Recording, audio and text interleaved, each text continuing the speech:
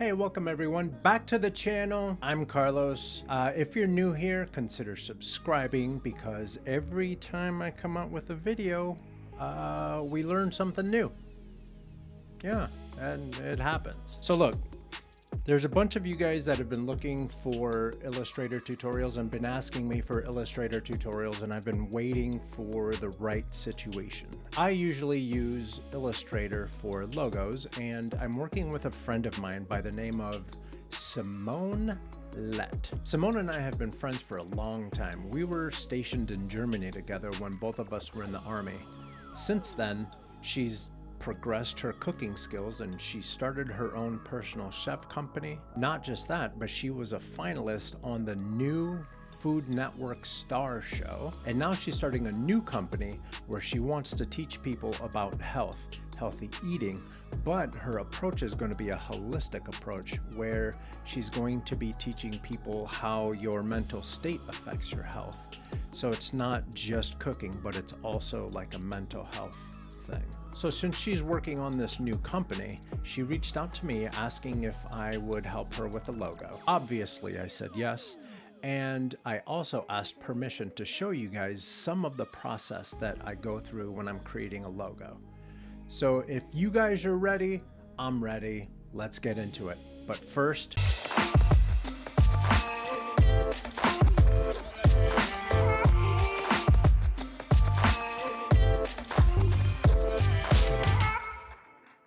okay, welcome back. First things first, how many times have you opened up a new Illustrator document and it's in portrait or basically tall ways, but you actually wanted it to be landscape or a little bit wider than it is tall? Here I have a document where it's portrait mode, but I want it to be landscape. What I'm going to do is click on this button here, the artboard tool. Click on that, and then I'm going to come over here to the top right. Make sure that the properties panel is turned on. Take a look at this right here. Click this button here, and it'll rotate the canvas for you. Now, I'm going to undo that. Let's say we had some shapes in here. This guy goes like this, like this. So basically, we have all of this artwork on here. And if we go back to the artboard tool and rotate, it's going to rotate the artboard, not the artwork on that layer or in that document. What you're going to have to do is draw a box around everything or do Command or Control A. It's going to select everything. And then you can come to the rotate tool, tap that twice. You can even preview it and just tell this guy here 90 degrees. You can also just click and drag to put it wherever you want. So that's a quick tip, because I know sometimes when I'm arranging the documents around, I think, why in Illustrator? In Photoshop, it's easy. You just go up to one of the menu things and you say rotate canvas. They don't have that in Illustrator. This is the way to do that. Here are some of the logo designs that I did for Samone. She will laugh and she will say, why do you have that colorful one there in the middle? She didn't like that one too much, which is fine. That's another tip. Do not get so emotionally attached to any of your work that is going for someone else's company. You are helping them accomplish their vision, and they need to feel good about the logo. It's fine if you love it, but they need to be motivated by it. They need to love it. When I'm helping people out with the logo, my first step is to just do a very rough sketch just to get a good feel of what direction they want to go in. And here we have a bunch of sketches. I did these sketches in Sketchbook or Sketchbook Pro by Autodesk. And all I did was, when you open up a document, you have an empty layer. And if you go up to File, Placing in Illustrator is importing in literally every other program. You would go up to File, Place, find your artwork, and then just click Place. And here I have it on its own separate layer. What I'm going to do is double click, and I'm going to click on Template. And you see how it's going to dim the image down to 50%. click OK. So now when I go in on a completely separate layer, here you see it's called the artwork. When I come in here with the pen tool, I'm able to create shapes and it doesn't affect my template or the original sketches. I'm gonna go ahead and double click again and turn off template because I wanna show you guys. Let's go ahead and lock that back down. I'm gonna zoom in and you hear a lot of conversations between what the difference is between a bitmap image and a vector image. If I were to come in here and zoom way in, you see all of these little pixels. This is called anti-aliasing. Anti-aliasing basically makes pixel art look nice and smooth because of that gradation right there. But when you're working on a logo, you're not 100% sure if this is going to go on a business card, a letterhead, a huge billboard, you don't know, and even some video stuff. The difference between a bitmap image and a vector image, when you're using the pen tool, you can click and drag to create these handles, and we'll talk about these Bezier handles here in a little bit. You see this little cheat sheet or this little cheating line that lets us see what's about to happen if we click and drag. And now we see that this shape is there. And take a look at the difference. I'm going to click this little none to make the white go away. And take a look at the difference. So bitmap is a series of little pixels that makes a nice smooth image, whereas vector is a mathematical equation that says I have a point here, I have a point here, here is the arc that I need you to follow, and it mathematically draws that line. And the benefit to that is if we resize all of these things, we don't lose quality. So I'm going to take this shape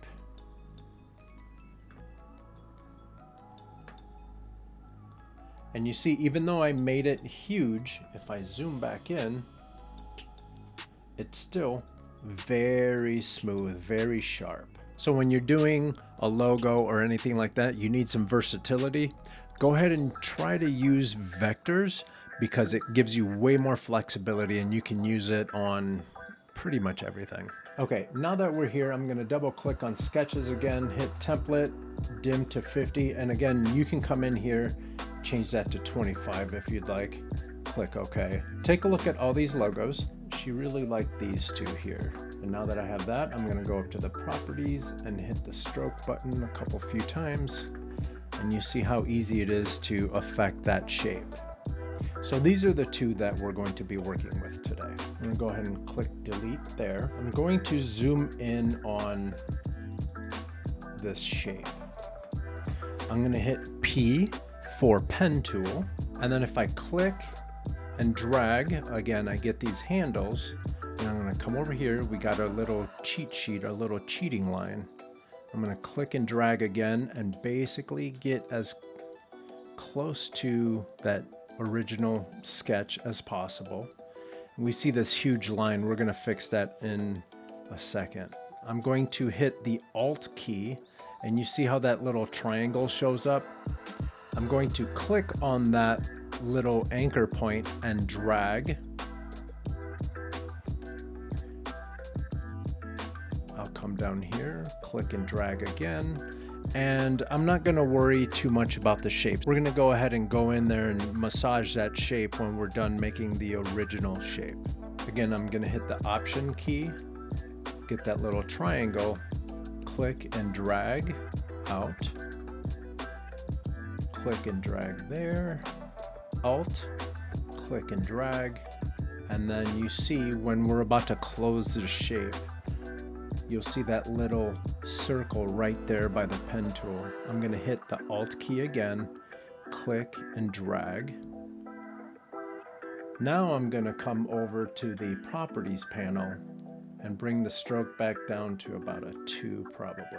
I'm going to come up here and get the Direct Select tool, or A, as you saw there, Now, if I click on any of these anchor points, I'm able to get those handles. And if I drag those handles, it affects the shape.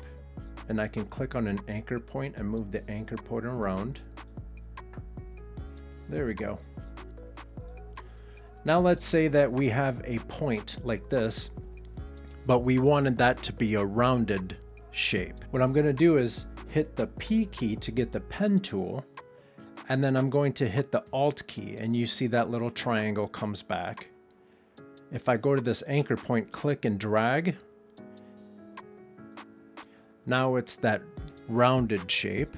But if I hit the Alt key again, we get that triangle again. I can click and drag and it breaks that back down into an angle or a pointed angle. I'm going to undo a couple times to get back to our original shape. And with our pen tool still selected, if I come in here and hover over one of the anchor points, you see that little minus sign?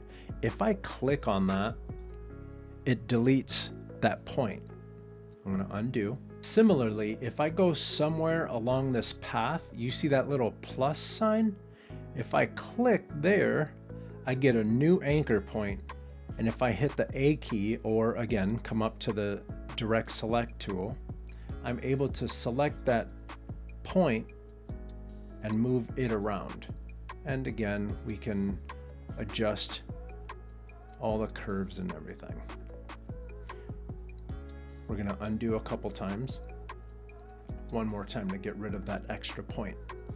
The direct select tool lets me select a certain part of that shape and affect that shape. If I click the selection tool, it's going to select the entire shape. So if you're done with the shape like we are here, if I wanted to move this around, I would use the V tool or the selection tool. Okay, so now that we have that shape completed, we see that this whole logo idea has a bunch of the very same shape.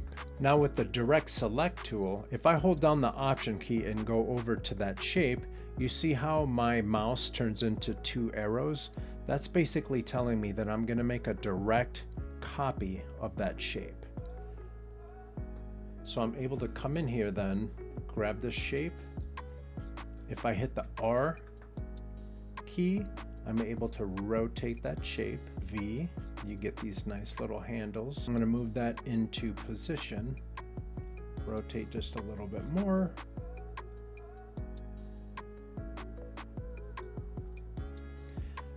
And I'm just going to continue to do this all the way around until all of those shapes are done. So now let's talk about this silhouette in here. What I'm going to do is create this shape, but I'm going to click and drag. And I'm not going to, right here, right by the shoulder, I'm going to hit the Alt key and drag out to create that angle. And I'm not going to stress too much about where these points go. Alt key to create an angle, and I'm going to click here and drag out to create the backside. And again, I'm just trying to get close to that shape. We're going to be able to come back with the A tool or the direct select tool and affect those shapes. Let's come down here, click, click. And if you take a look, if you just do a click,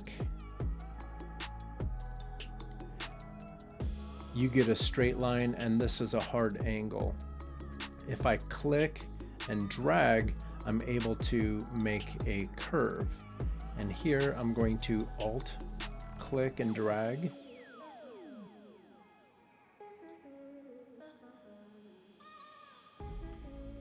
Click and drag to make sure that we have everything we need.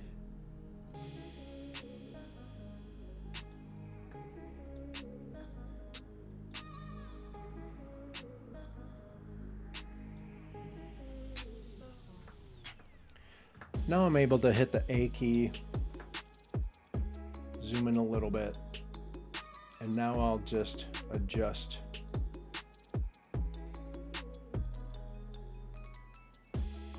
the shape. So you see this overlapping here. What I'm going to do is click on the path, click on this anchor point, grab that handle, click on that handle and bring it down.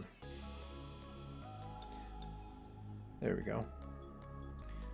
Here I'm going to hit the P for the pen tool, hit the Alt key, click and drag to get that nice smooth shape there. Alt, click and drag. If you run into this situation where you have the pen tool and you hit the Alt key, sometimes you'll get this thing here. All you're doing is you're dragging in the opposite direction that you should be dragging in. So I'm going to hit Alt key and then click and drag, and again do the same thing here. You see how that gets all crossed up? All I'm going to do is rotate over here and then let go when I feel confident with my curve. And now you're thinking, that's fine, but this is supposed to be a silhouette, not an outline. What I'm going to do is click the V key for the selection tool. So if we come down here, we see that this is the fill and this is the stroke. So whichever one of these you click on comes to the top. And if I make a color selection, it's going to affect which one is on the top. So if stroke is on the top and I click, say, this red, you see how the stroke is affected. But if I click on the fill and then click on, say, black, the fill then is selected. If we take a look at this little arrow here, we can just click that and we see that it swaps the two. And what's neat is if we have the stroke color perfect, but we need the fill to be the same color as the stroke, I can actually click on that and drag it to the fill, and then they're both the same exact color. But we can still click on the stroke and change that.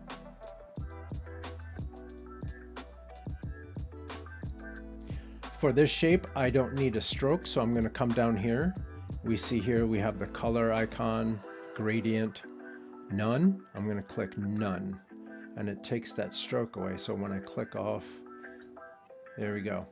I'm going to go through here and smooth these out, but I wanted to show you guys different ways to create a shape. Let's say we wanted to create this circle here. What I'm going to do is come up here to the shape tool, click and hold, and that's going to give us a little flyout menu. And we see here we can go down to the ellipse tool. If I click and drag, I'm able to create a circle. Or if I hit shift, it's going to constrain the shape to a perfect circle. Otherwise, I can just create whatever kind of ellipse that I'd like. This one is a little more oval shaped, so I'm going to do like that. And just so we can see a little better, I'm going to click the swap fill and stroke. And I like these handles because if we come down here to just the outside of these little guides here, you see that little rotation thing? We can click and drag that and line it up just a little bit more. If we click on those little handles, we can resize it.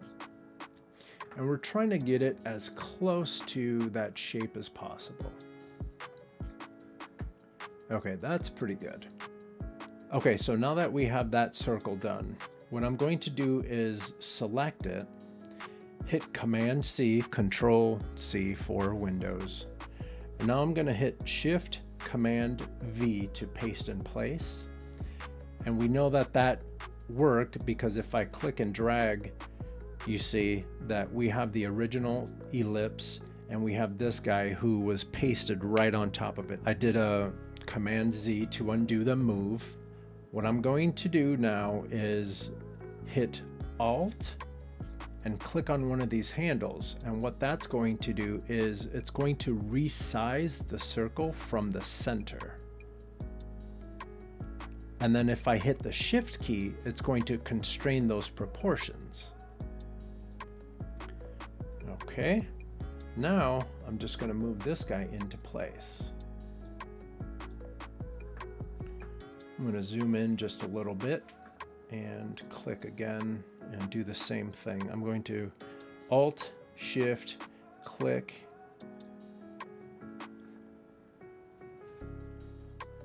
Get this guy out of the way.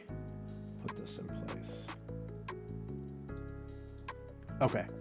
Now that we have that done, I'm going to click on the bottom ellipse and I'm going to give it a color. Now I'm going to click on the top one. I'm going to give it a different color because I want to show you the difference of what's happening between the two. So we kind of just need those colors to separate the two shapes. I'm going to select both of those shapes and I'm going to come over to the shape builder tool. Now what I can do is click on that and then click on the center shape, and you see how it gets that little dots, the little gradation or the little graying out. If I click, now I'm going to grab my selection tool, click the brown ellipse and move it off. We just basically punched out a shape from the one that's on the bottom. I'm going to undo. That was pretty quick, but there's an even faster way to do that. Again, I'm going to select both of these shapes, get the shape builder tool. I'm going to hit the option key and click, and bam. And now we can come in here, select this, and we see that we can change the stroke and the fill like we were talking about before. Okay, now I'm going to take this time to finish up these logos and I'm going to send them off to Samone. I'm not going to spend a lot of time on colors just yet. I want Samone to focus on the actual shape of the logo. Once we get the shape of the logo done, then we can start worrying about all the colors and stuff. So that's my process. I like to walk through the entire process with my client to make sure that we're both on the same page. We went from sketches to now a little bit more refined. We're taking a look at the shape and the feel of the logo, and then once she signs off on this part, then we start talking about colors and maybe even talking about different colored logos for different situations that she might be using this for. And with that, my friends, we're bringing this video to a close. I hope you learned something. If you did, please give it a thumbs up. And if you know anyone that's trying to get into logo design or just needs some Illustrator tips, go ahead and share this video with them. And if you haven't already, please subscribe. It helps. I'm not just doing Illustrator tutorials, I'm also doing animations and stuff. I'm still working on this story time animation that I think you guys are going to really like. I'm laughing creating it. I'm having a blast doing that. Anyway, that's it for me. I hope this video finds you well, in good health, and safe. Take care, everyone.